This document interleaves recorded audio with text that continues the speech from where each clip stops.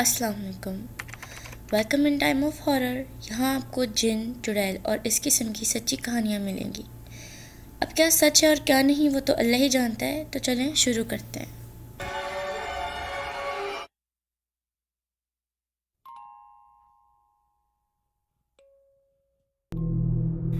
یہ کہانی اسلام آباد کی ہے.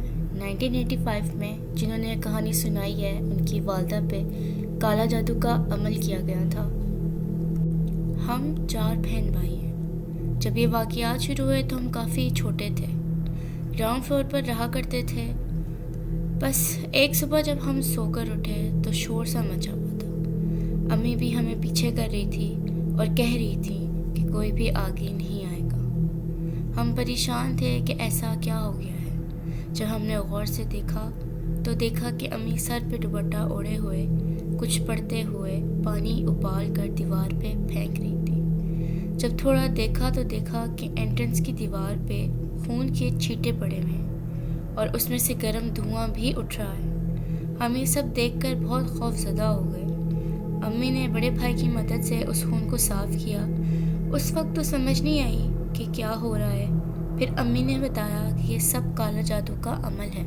اس کے بعد ہم لوگوں نے گھر تبدیل کر کے ایک بنگلہ لے لیا. پھر ایک دن جب بھائی موٹر سائیکل گھر سے باہر نکال رہے تھے تو انہوں نے فوراً امی کو بلانا شروع کر دیا. ہم بھی وہاں موجود تھے.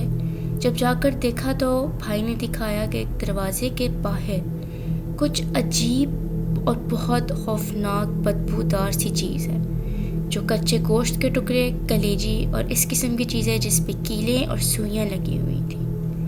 وہ دیکھ کر ہم کافی پریشان ہو گئے کیونکہ یہ سلسلہ ختم ہی نہیں ہو رہا تھا. واقعات بڑھتے گئے. پھر گرمیاں شروع ہو گئیں. ہم سردیوں کے کپڑے رکھ رہے تھے تو امی کو ایک کوٹ میں 3 الگ قسم کے تعویذ ملے جو امی نے جلا دیے. لیکن پھر کسی عالم سے جب پوچھا تو انہوں نے کہا کہ اس کو جلانا نہیں تھا، اس کو پانی میں بہانا تھا کیونکہ وہ پہلے ہی آگ سے بنے ہوتے ہیں اور گرم ہوتے ہیں. وہ 3 تعویذ کا بتایا ہمیں کہ جس میں سے ایک مالی کمی کے لیے تھا، دوسرا گھر میں ناچاکی کے لیے تھا اور تیسرا خون خرابے کے لیے تھا. اور انہی دنوں میری امی واش روم میں گر گئی تھیں جن سے ان کا سر پھٹ گیا تھا. جھگڑے ہوتے تھے امی ابو کے بیچ اور اس قسم کی بہت سی چیزیں ہوتی تھیں. مالی حالات بھی ٹھیک نہیں رہتے تھے. ہمیں سمجھ نہیں آتی تھی کہ ہم کیا کریں. دیکھتے ہی دیکھتے امی بیمار رہنے لگی. امی کو ہیپیٹائٹس سی ہو گیا تھا اور ڈاکٹرز نے ہمیں صرف 3 مہینے کا وقت دیا تھا. کچھ پتہ ہی نہیں چلتا تھا، اتنی بیماریاں امی کو لگ جاتی تھیں. میری شادی کے کچھ 2-3 مہینے بعد ہی امی کی وفات ہو گئی. کچھ سمجھ نہ آیا کیا ہوا، کیوں ہوا اور کس طریقے سے ہوا. فوتگی پہ میری خالہ بھی آئی ہوئی تھی. میری خالہ کافی روحانی اور کافی تسبیحات پڑھتی تھی. انہیں چیزیں فیل ہو جاتی تھی. جب وہ ہمارے گھر آئیں تو وہ اسی بسترے پہ سوئی جہاں امی سویا کرتی تھی.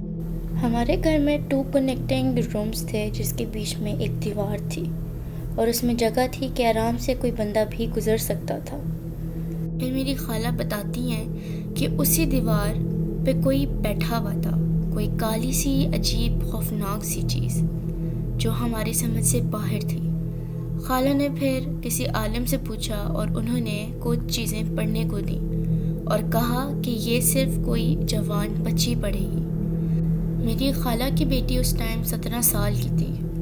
خالہ نے اپنی بیٹی کو کہا وہ سب پڑھنے کو، جو کہ کچھ آیات تھیں جو عالم نے بتائی تھی.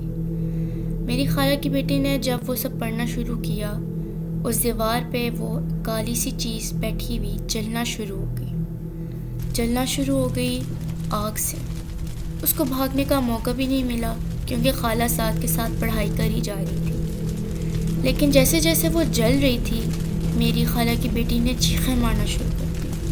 وہ چیز تو مر گئی لیکن جو میری خالہ کی بیٹی تھی وہ چیخیں مارنا بند نہ کرے. وہ چیخیں مارتے مارتے واش روم بھاگ گئی اور اپنے آپ کے اوپر پانی ڈالنے لگی. اس ٹائم تو وہ ہوش میں نہیں تھی، کچھ سمجھ نہیں آ رہا تھا کہ ہوا کیا ہے. لیکن جیسے ہی وہ ہوش میں آئی تو اس نے بتایا کہ اس کو ایسا لگ رہا تھا جیسے کہ اس کا اپنا جسم جل رہا ہو یا کہ جیسے کسی نے اس کو ہی آگ لگا دی ہو. لیکن کچھ دن تک وہ پھر ٹھیک ہو گئی تھی. یہ معاملہ ختم تو ہو گیا تھا، لیکن آج تک یہ نہیں پتا کہ میری امی پہ کالا جادو کس نے کیا، جس کی وجہ سے ان کی وفات بھی ہو گئی، اور یہ چیزیں زندگی بھر دماغ میں رہ جاتی ہیں۔ یہ کہانی جدہ کی ہے، 2002 کی۔ یہ کہانی جنہوں نے سنائی ہے وہ بتاتی ہیں کہ انہوں نے اپنی آنکھوں سے جنات کو اپنے اوپر بیٹھے دیکھا تھا۔ تو آئیے سنتے ہیں۔ یہ ان دنوں کی بات ہے جب میری بیٹی پیدا ہوئی تھی۔ اس دوران میں بہت ڈرا کرتی تھی، عجیب سا خوف آتا تھا، جس کی وجہ سے میں اندھیرے میں نہیں سویا کرتی تھی۔